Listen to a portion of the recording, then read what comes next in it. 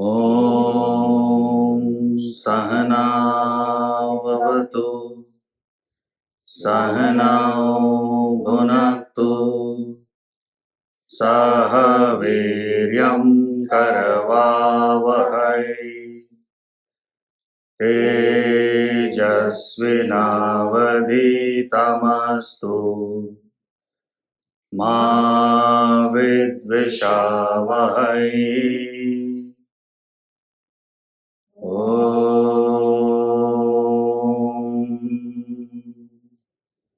Shanti Shanti Shanti.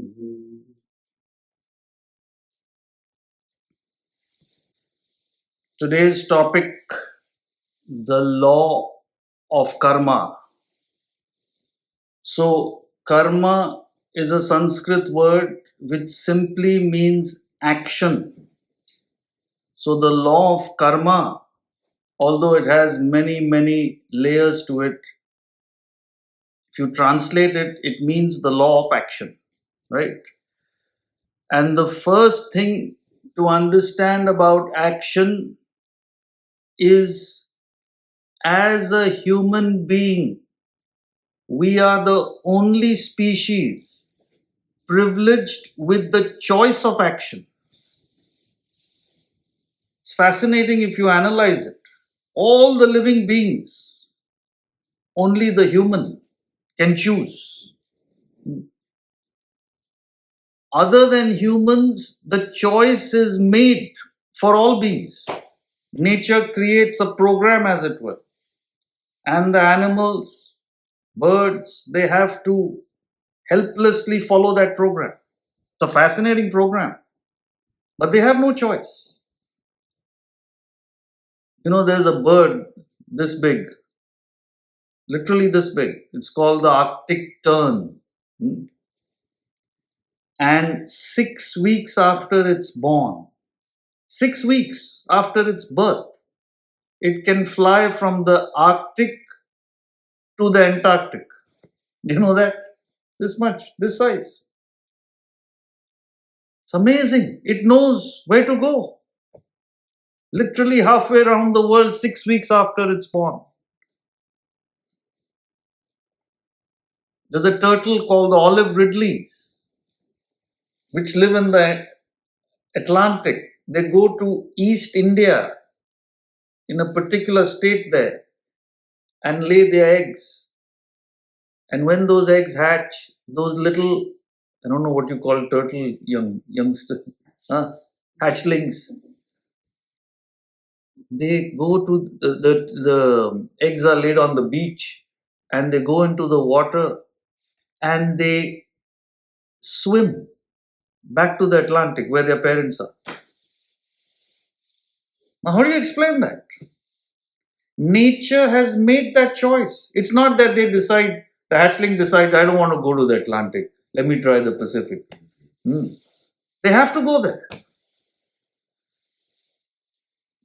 So contrast this with a human baby when it's born.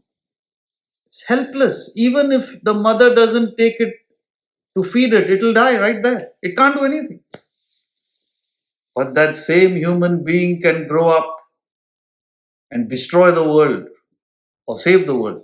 So much power, because only humans have the choice of action. So you need to learn how to choose action. This is the first lesson of today. Because what you are at any point of time is the sum total of all the choices you have made from this moment backwards. That's what you are now. So the turtle will be born a turtle, it will die a turtle. The tern will be born a tern, it will die a tern. But when a human being is born, how do you know where it's going to end up? Does any one of you know? Did Hitler's mother know when he was born what he's going to do? Your choice. So, see, for example, there was a doctor I read about many years ago, somewhere here in the US, and he used to give healthy patients, he used to diagnose them with cancer, their inner city patients, because they don't have the means. They're ignorant to go for a second opinion. They know they'll do whatever he says and put them on chemotherapy. Can you believe? He was sentenced to 45 years. A doctor who does this to healthy patients. There are people like that in this world. And on the other hand, there's a person like Alexander Fleming who discovered penicillin, the first antibiotic, when there were no antibiotics. Imagine the power he had. You can do without computers, you can do without cars, you can't do without your health. What would you have given him to cure your disease when there's no other antibiotic? And the first thing he did, he gave the patent away to the British government. You guys take care of it. I don't want it. Where is this and where is that? So, friends, where will you end up? Or where have you ended up? Good or bad? It's the sum of your choices. So, living is an art, it's a skill, it's a technique which you need to learn. And it's the technique of how to make the right choices. It's a skill. And thousands of years ago, these great thinkers in the northern part of India discovered this technique, this philosophy. It's a science called Vedanta, which we teach, right? Most of you know. It's nothing but the technique of how to live. And if you've not learnt it, it's like not learning how to drive and go on a highway. What will happen? You will crash, right? That's what has happened. So nobody has learnt it. I'm seeing here on the screen, there are people here 20s, 30s, 40s, 50s, 60s, 70s. A wide range of all of you here. 1,000 people listening. Not one has understood or learned this technique from a young age. Every day I get this. I wish I knew this as a kid. I wish I knew this as a youngster. Nobody knows. So, what will happen? At the individual level, what do you see? You see stress, you see addiction, you see depression, you see divorce. Everywhere you see this, one or the other. And at the world level, collectively, what are we seeing? We're seeing terrorism, we're seeing wars, corruption, greed, destroying us because nobody has learned how to live. That's what there's a French philosopher, Sartre, Jean Paul Sartre, he says that you figured out everything. Everything has been figured out except how to live. You figured out everything about your life except how to live it.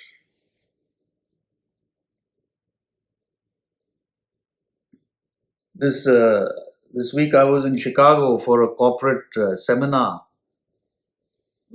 This group invited me. It's a CEO, all CEOs.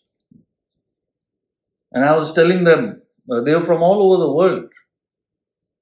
And I was telling them about a recent drive I had from here. We are here in New Jersey to the city on the turnpike, and I saw this billboard. And that billboard, huge, on the turnpike, the huge ones. And it was a nice swimming pool and a fellow enjoying and all. I thought, where's this place, man? We should go. But then I saw the bottom, rehab. I said, I want to get addicted, man. The rehab looks so good. Rehab, being advertised, rehabilitation for addiction, being advertised on the billboard. I said, what's going on? I thought you see Pepsi and Coke ads. Not this. Few miles down, I see a picture of a tablet. I thought a Tylenol, Advil or something. And then I saw the writing beneath it.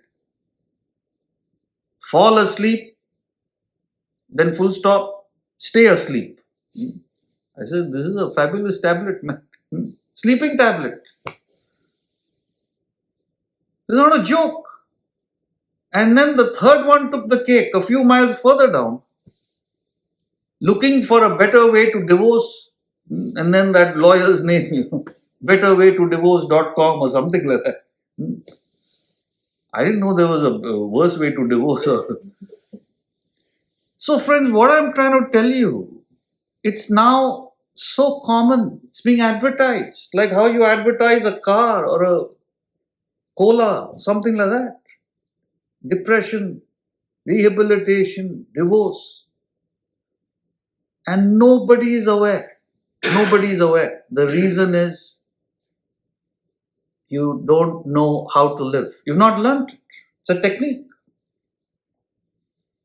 So the first thing to understand about the law of karma is karma. The law of karma is based on the supreme law that governs this entire universe, which is the law of causation, cause and effect, right?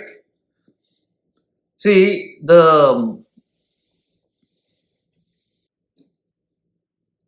whether it's the physical world, gravity is the cause. You jump out, you will go down towards the earth, is the effect. Chemical laws, hydrogen, oxygen combined, there's water. That's a law, cause and effect. There's a cause, there will be an effect.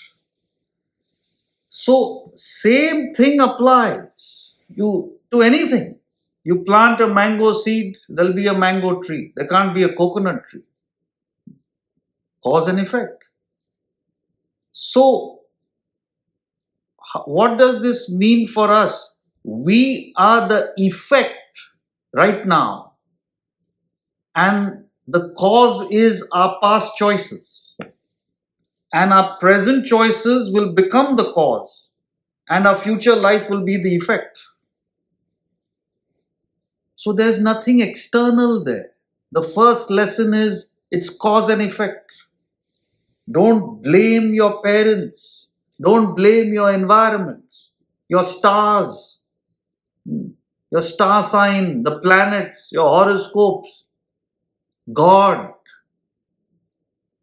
Everybody wants to shift the blame away from themselves instead of rectifying their own action. And that's why the subline for this lecture was, you live by choice, not by chance. Remember that. You live by choice, not by chance. So the philosophy of Vedanta came from the Vedas. That's how it's derived. The Upanishads specifically, which contain the philosophy. And the Upanishads say, as you think, yatha kari.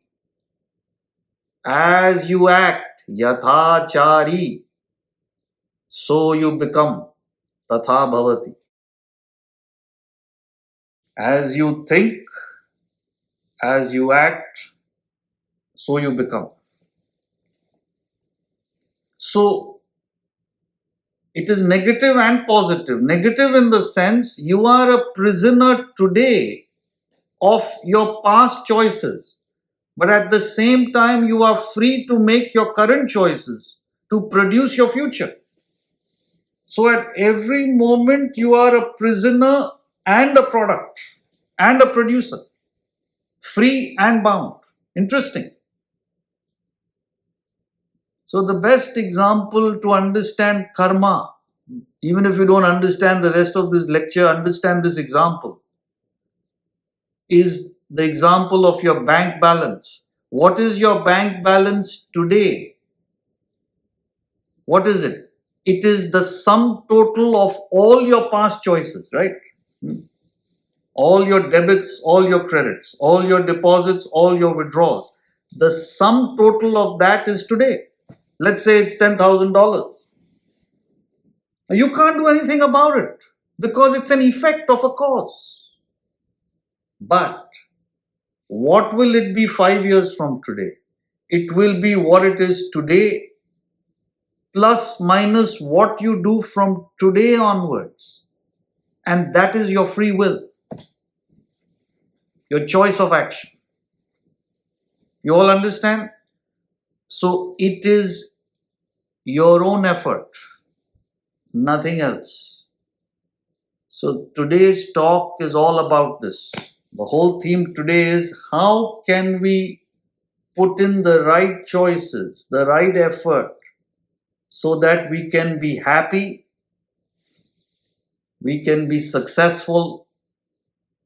What do all of us want? You want happiness, you want success in whatever you do, and whether you know it or not, you unconsciously seek your real self, which is infinite bliss and happiness.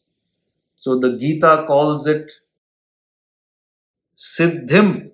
The Bhagavad Gita says these are the three goals of life. Siddhim is success, achievement. Sukham, happiness. And finally, Param Gatim, the supreme goal. So let's start with understanding what you are today. So what are all of us?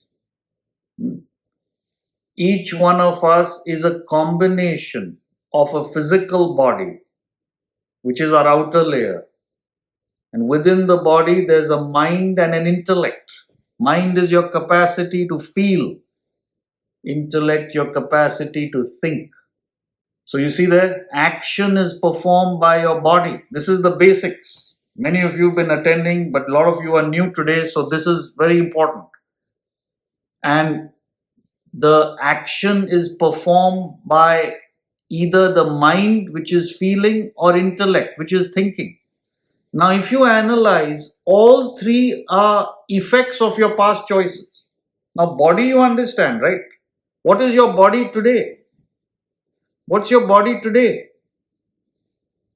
All the food you've eaten from your birth. Actually, if you analyze, the sum effect of all your food, all your action, exercise, no exercise, medicine, no medicine, all that cumulative effect is today's body.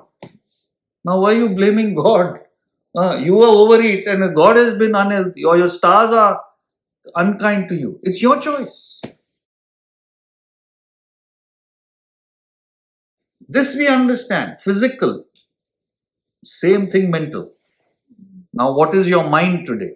All your emotions, feelings, desires, attachments. It is the sum effect of all your thoughts from the past, which you have entertained. So if your mind is uncontrolled with these thoughts, you are unhappy. If your mind is controlled, you're happy. It's as simple as that. See, in the Gita, he says, the nature of the mind is like fire. How much ever fuel you put into the fire, it will burn for more. O Kaunteya, wisdom is covered by this constant enemy of the wise in the form of desire as insatiable fire. Just as fire cannot be satiated, the mind cannot be controlled if you don't have a strong intellect. I'm coming to that. So what I'm trying to say is the current state of your mind is your lack of control. Nothing else. And not only does the mind crave insatiably for what it doesn't have, the mind also gets attached to what it has. So forwards and backwards, you're in trouble. See, and whenever you're attached, what is the result? There's a constant fear of losing that object. It's your attachment. Nothing to do with the object. See, you buy a car, your dream car, and you get attached to it. What will happen if it goes over a big pothole, right, which you didn't see? Something happens here, no? Oh God, why? Now, car went over a pothole. Why did your heart go down? Attached. You become one with that car. You want the proof? Suppose it's a rental car. Same model, same car. It goes over the pothole, same pothole. What will happen? These new cars have great suspension. Don't feel a thing. Why? You are detached. That possessiveness is not there. Therefore, you're happy. In fact, it is the possessiveness, that attachment, which creates that unhappiness. Not just with these objects, even with relationships. All of us have problems with relationships. Whether you're the CEO, you are a middle manager, you're lower level, a child, everybody has problem with their relationship because they're attached. So Vedanta is not saying you should not have love, but you should not get attached. See the difference here. When your love is polluted by selfishness, it's called attachment. And when you remove the selfishness from your attachment, it becomes love. In fact, that's what Vedanta teaches you what to do. So you love without expectation. That's real love, where you love one-sidedly. You love, but you don't expect anything in return. So you need, if you want to be happy, because the theme is, how can I make myself happy? Don't be possessive. Give the person their space to live. See what Khalil Gibran says about attachment and love. It's a great thinker. He says you must stand together but not too near together. Just look at the words. For the pillars of the temple stand apart, and the oak and cypress grow not in each other's shadow.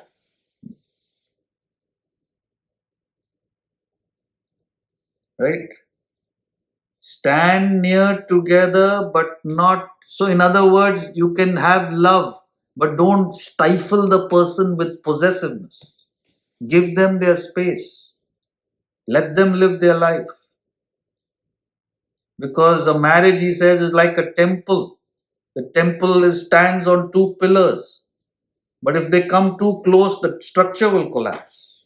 Beautiful example. So why do you have problems in your relationships, with your spouse, with your children? Too much attachment. Attachment means possessiveness. Demanding from them all the time, not letting them live their life. See, the oak and the cypress are two big trees. They need their space to grow. So sorrow, friends, unhappiness comes when the mind is out of control. Now, Vedanta is not saying you should not desire or enjoy. See, let's say you have a desire for alcohol. I wouldn't say there's anything wrong with it. But you lose control, you become an addict. That's the problem. Nothing wrong with earning money, but you lose control, you become greedy. That's the problem.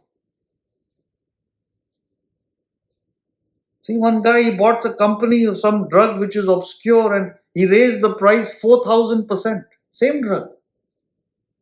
This is greed. He had to go to jail and I don't know, all kinds of things. Earn money, nobody is saying no. But you lose control, it becomes that greed. That kills you. So, friends, the first lesson, the law of karma, you have to build your intellect. The intellect alone controls your mind. And when your mind is kept under control, you become happy. A controlled mind is a happy mind. So the study and reflection upon Vedanta. Vedanta is the knowledge designed to build your intellect. It's a specific knowledge. How to control the mind. There's no other way. I wish there was. I've been studying this from the age of 20 full time. I gave up a chance at jobs and offers in Wall Street, and I went back to India to study this. 10 years full time I did this. And then the last 20 years I've been teaching. So I've scanned everything everywhere. But there's no other way to control the mind. You have to put in that hard work. So, how you gain true happiness is the intellect will direct your mind to a higher purpose in life. Remember that. It is the selfishness in the desire which gives you unhappiness. It's not desire. Desire is okay.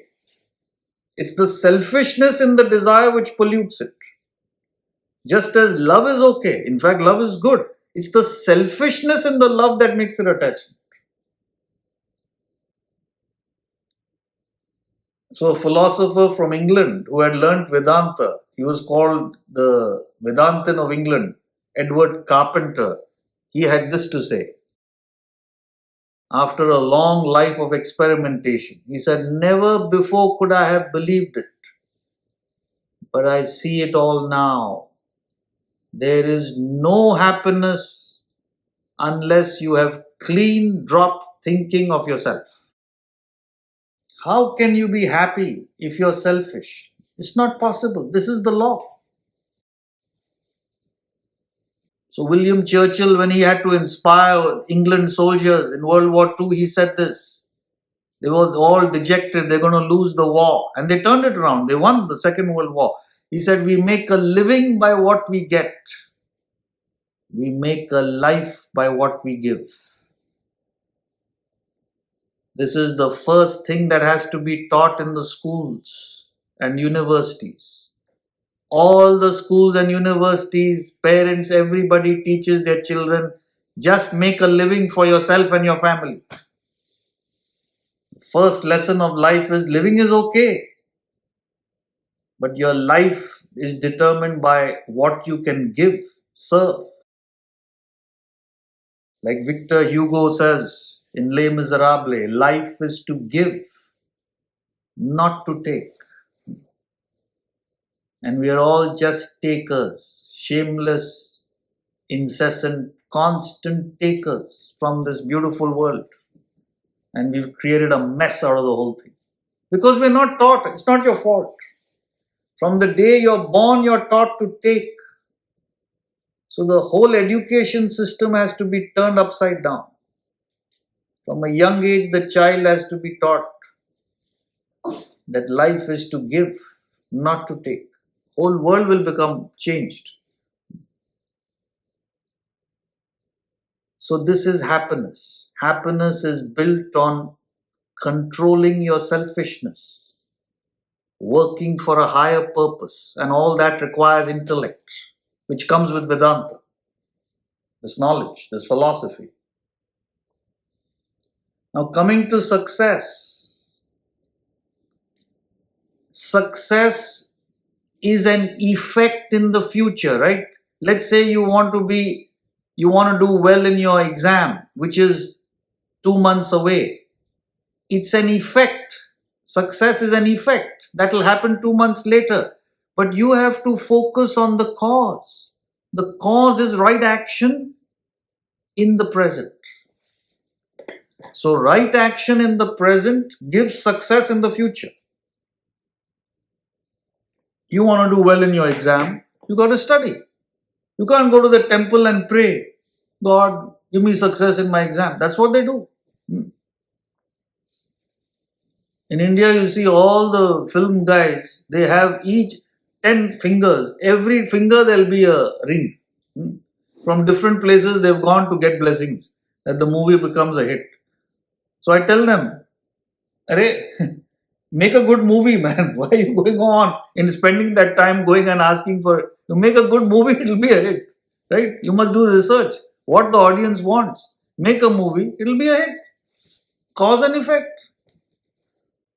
But the problem is, your right action in this world is impeded by your own mind. So the uncontrolled mind does what? It goes on worrying about what happened in the past. It becomes anxious about what's going to happen in the future. All the time you're stressed because of this. Now, a guy who's studying for his exam, he's all the time thinking, will I pass? Will I succeed? Study, man. But your mind won't let you do that. And because your mind is always in the past and future, you're all the time tired. That's what fatigues you. Your work doesn't fatigue you. It's worries and anxieties which tire you. Remember that. Like I told you, I was speaking to these corporate guys last week. I was asking them, you're all CEOs, right? Each one of them, at least few hundred people, minimum organizations. I asked them, you're 10 hours in the office. How much do you actually work?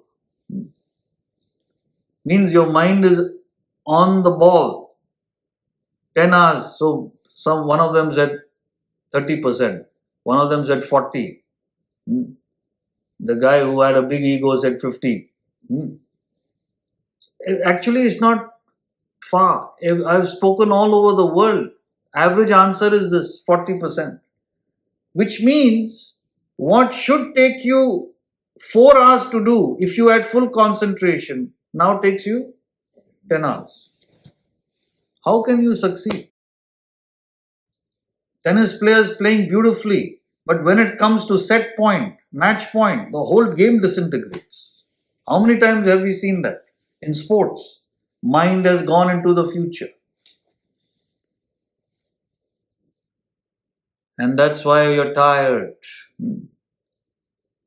So I asked this guy on Wednesday also when I was speaking. I said, what do you do whole day? You feel tired in the evening? No, he said, yes. By the time I get home, I'm fatigued. I said, what do you do all day? You drove. He's from London and he's got an office and he lives close to the office. I said, how do you go to office? He says, I drive. He said, I say, you drive a short distance in your air-conditioned car.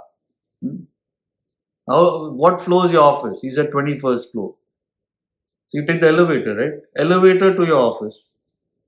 What did you do all day in the office? A few cups of coffee. Coffee is free, no? Every company. Office also free, right? Because they know you're tired. They want to keep pumping you to work.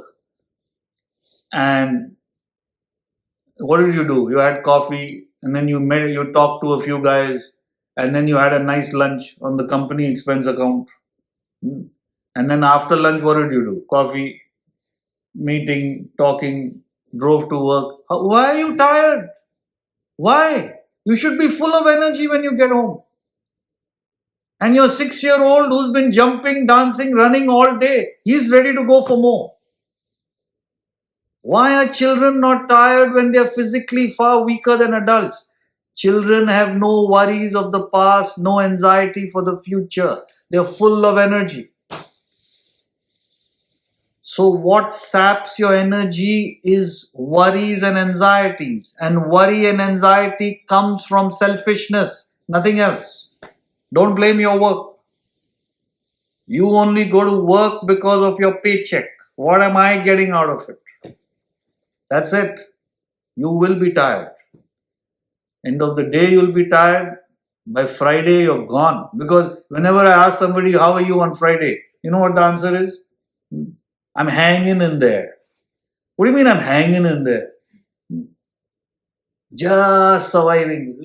One more day I'll die. I just need that weekend. So when you have an unselfish cause, when you have a higher purpose, you are inspired to work. You should not have to work. You should be inspired to work. And people believe, oh, if I don't have a selfish cause, I won't work. You think the freedom fighters who fought for their country's freedom, they had an unselfish cause, they didn't work? Mandela didn't work, Gandhiji didn't work, Lincoln didn't work. They worked much more than you and me because they had a higher purpose. They were inspired. I know doctors who go remote areas of the world and serve where they could be on vacation. They're inspired to go there. They don't need somebody to, they're not waiting for weekends and vacation. They're waiting to go and serve. See, Lord Tennyson in Sir Galahad, he says that. My strength is as the strength of 10 because my heart is pure. My strength is as the strength of 10 because my heart is pure. I am working for a higher purpose. I have no selfish interest. So my strength multiplies 10 times. You don't understand this. That's why you're tired. You hate your work. Monday mornings is like I don't know what, as if you're going to a funeral.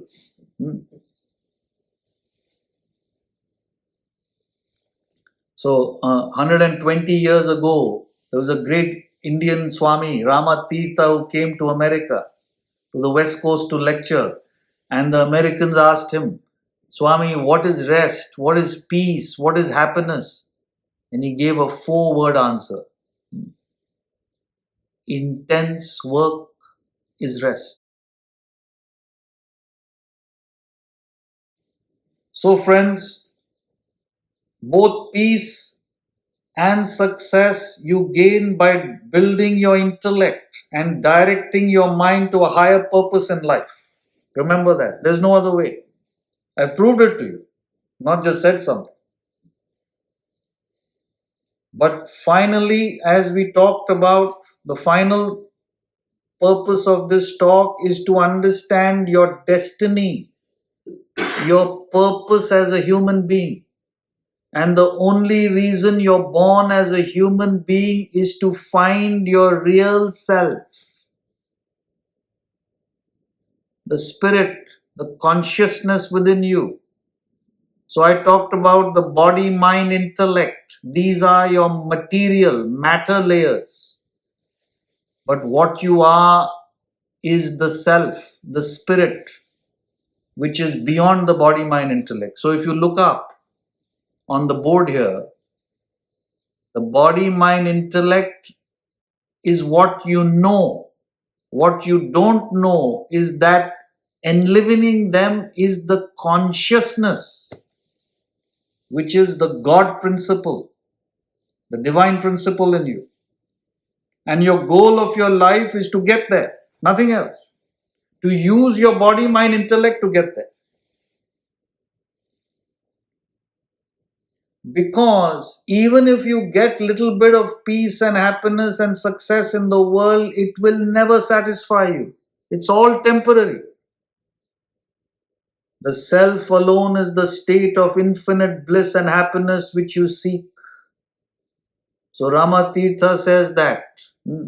The same Ramatirtha I quoted, the splendor and glory of yourself makes the pomp of emperors ridiculous. Even if you become emperor of this world, it is nothing compared to enlightenment, self-realization, nirvana. That's the ultimate. And every one of you can get it. That's the beauty of a human life, if you put your heart and soul. So the goal of Vedanta, in fact, the goal of any religion, true yoga, is to unite with the self. So if you look up, yoga comes from yuj, real yoga, which we'll talk about, not the yoga which is marketed today. The real yoga is to join, to unite. And religion comes from re and liga, Liga means to join, like ligament. Liga is the root join, to join back, unite. So, how do you get from here, where you are, to the self? Simple diagram, simple picture there. Human minus the ego and egocentric desires equals God. Keep that, keep it. Human minus egocentric desire equals God. So, what are you? If you look at the other part of the equation, you are nothing but the God principle, the divinity covered by ego and your desires. It's as simple as that. You remove that ego and these desires coming out of the ego, you're there. You're enlightened. So, what you need to do, how do you get to that supreme state of enlightenment, is by using your body, mind, intellect. So, when you use your intellect in the pursuit of knowledge, when you use your intellect in the pursuit of knowledge, it's called Jnana Yoga, the path of action, the path of knowledge. When you use your mind in the pursuit of the self, it's called Bhakti Yoga, the path of devotion. And when you use your body, your action to reach the self, it's called Karma Yoga, the path of action, the three pillars of yoga. See, what you are taught in the yoga today is the outer shell, the physical exercise, which is important. I do it every morning myself. I'm very much for it.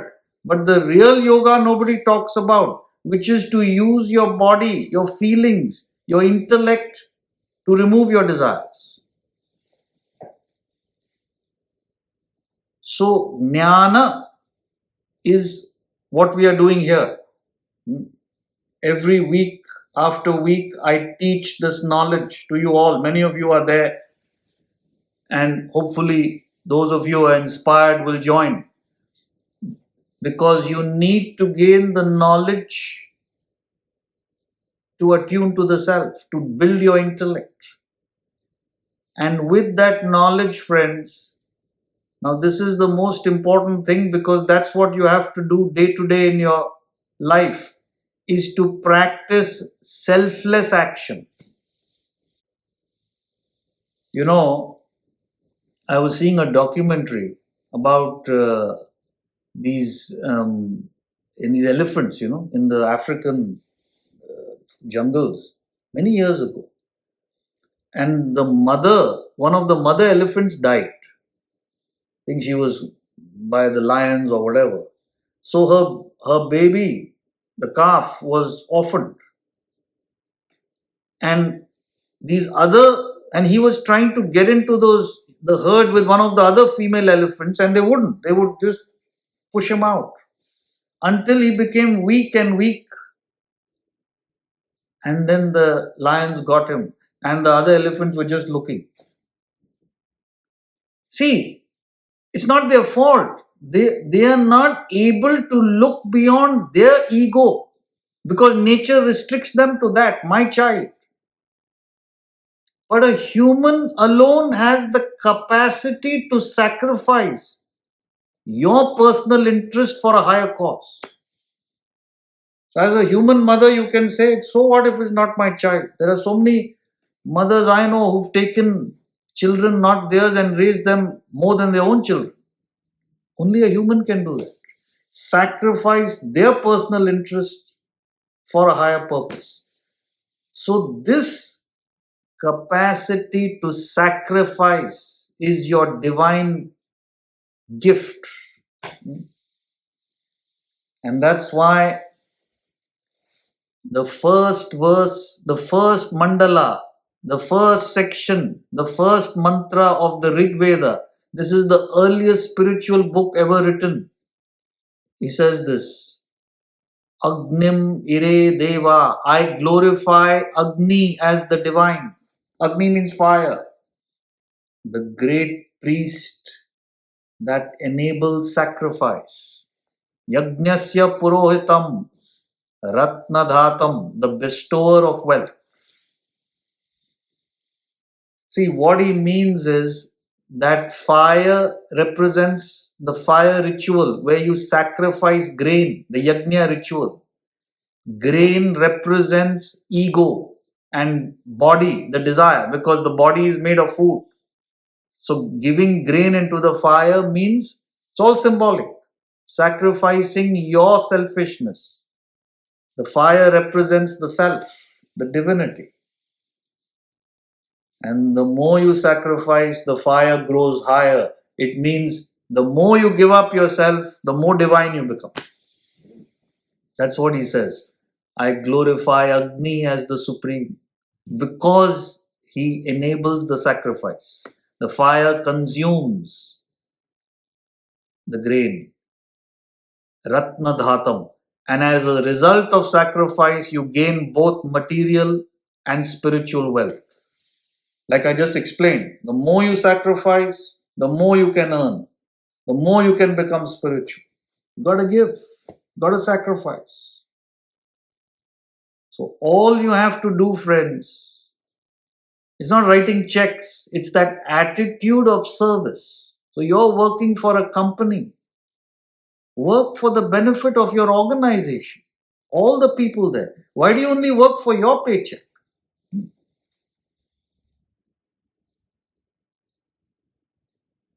So that's what the same Rig Veda says. Kevala Adi Bhavati Kevala Aghi. He who eats alone is alone a sinner. See, they set the tone thousands of years ago. Indian culture was meant to be built on giving, on duty, on sacrifice. Not now what is practice. How it was set up.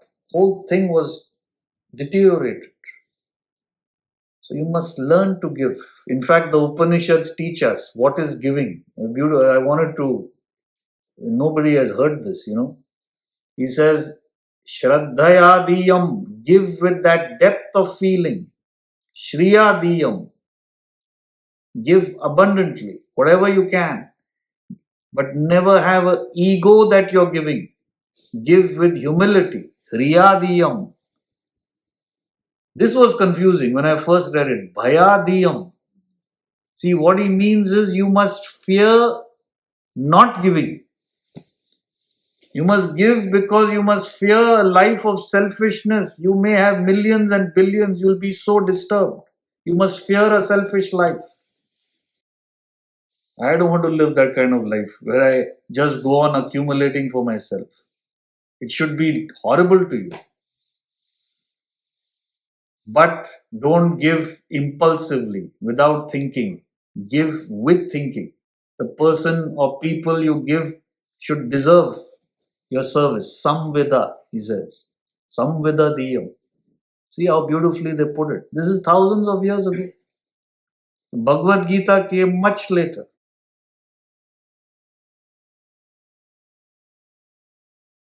So what is bhakti? This is karma is to sacrifice. Bhakti or devotion is not to go to God to ask for things. True devotion, when you're selfless, you feel one with other beings. That is the test of bhakti. Who has that? Today's so-called devotees only hate other people, other religions, other castes, other creeds. That's what they call as devotion.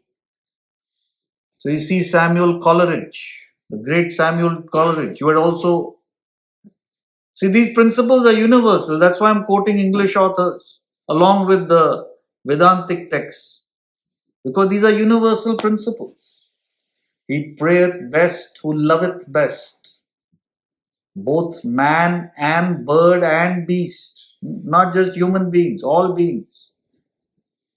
He prayeth well who loveth well, all things both great and small. And if you read Kaivalya Upanishad, which we did recently at our retreat in the Catskills, he says, by perceiving the self in all beings and all beings in yourself, one can reach the Supreme. There is no other way.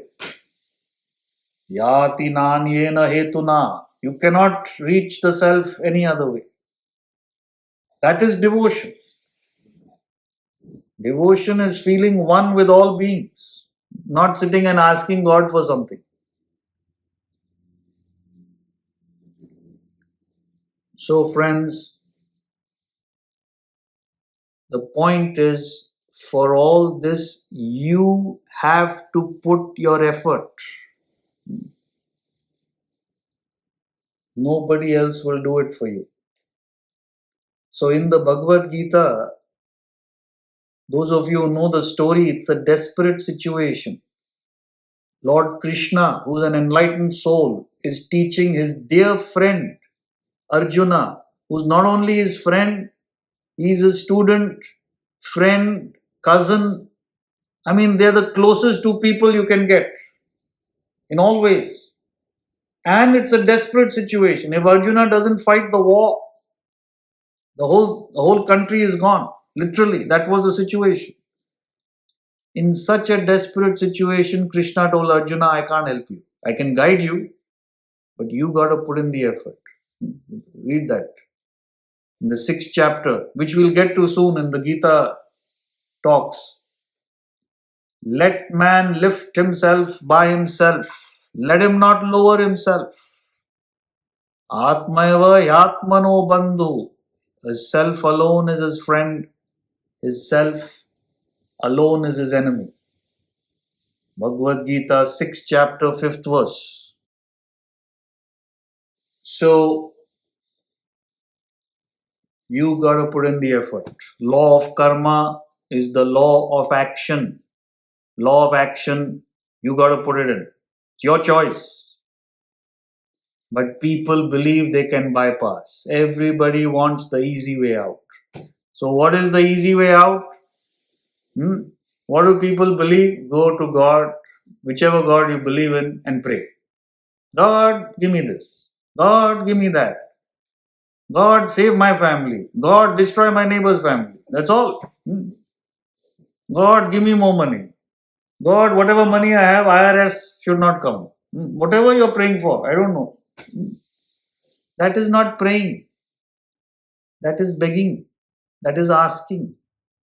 If you can think of God without asking anything, that is true devotion. Practice it. Let me see who has devotion.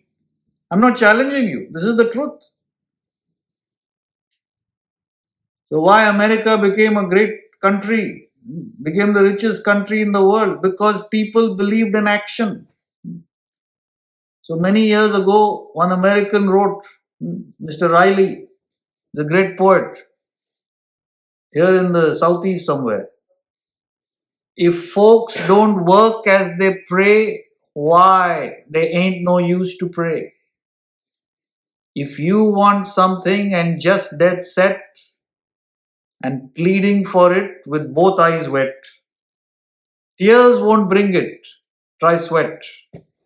As my uncle used to say, James Whitcomb Riley.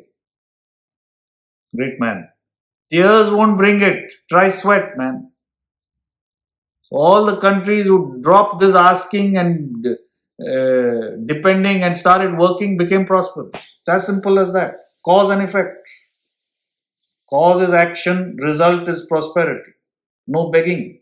Working.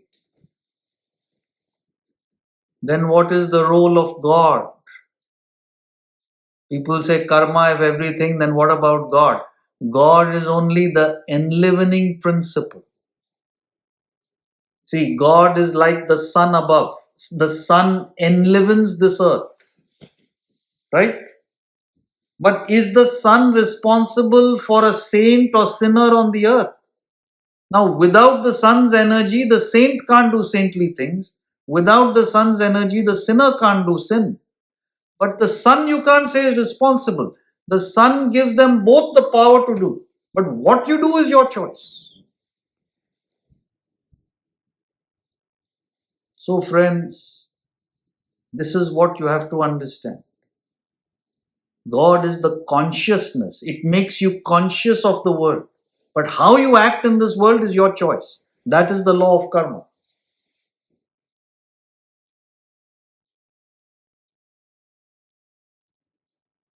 So finally, you must understand you are responsible. What you have done in the past is the cause. What is now is the effect. But it's your intention which matters. See, people believe law of karma is a law of action.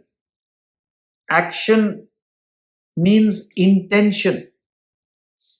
See, if I go out and I have no intention, I'm getting into my car and I accidentally crush an ant, I don't have to face the consequences because I genuinely didn't intend. But if you intentionally choose to hurt, you have to pay the price. So it's intention which matters.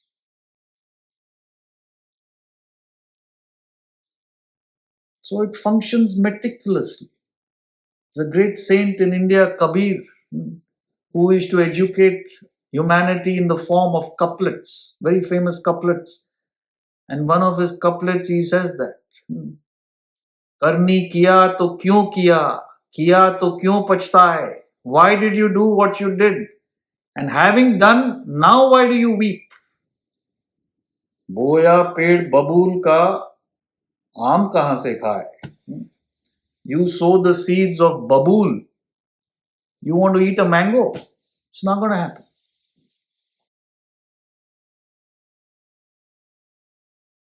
So, friends, you have the choice. Even if your past was not what you wanted, you still have the choice from now onward.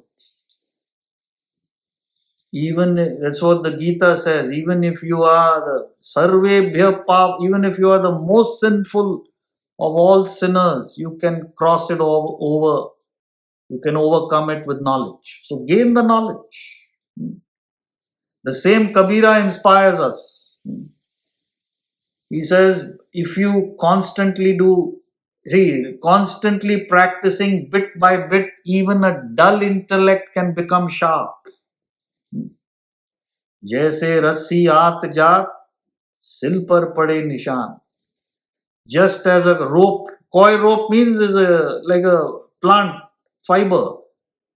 A plant rope in those wells, in the past, and the sill is made of hard granite rock, But when that coil rope keeps on cutting it day and night, the bucket goes down and up.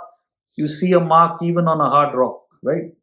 You can never believe a soft rope can cut a hard rock, but it can.